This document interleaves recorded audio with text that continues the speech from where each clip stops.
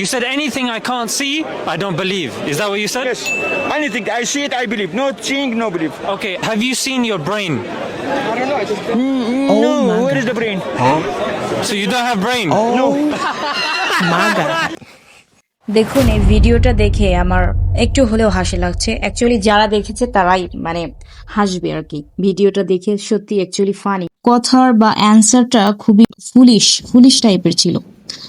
So আমাদের x মুসলিম ভাই বলছেন আমি যা দেখি না তা বিশ্বাস করি না, কিন্তু তারপরেই তিনি নিজেই জিজ্ঞেস করলেন আমার ব্রেইনটা কোথায়।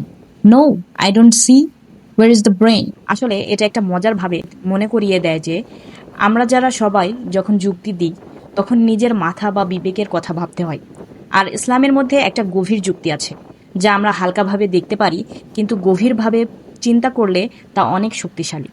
অ্যাকচুয়ালি কিছু কিছু মানুষ ইসলামকে এত পরিমাণ ক্রিটিসাইজ করতে যায় যে তারা নিজেরাই দেখা যায় যে শেষ পর্যায়ে গিয়ে ধরা খায়, মানে ক্রিটিসাইজড হয়ে যায়। অ্যাকচুয়ালি কথাটা এরকম হবে।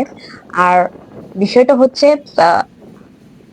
আল্লাহ তাদেরকে জনসম্মুখে এরকম অপমান করায় যে ব্রেইনলেস কথাবার্তা বলে লাভ নাই, যুক্তি দাও।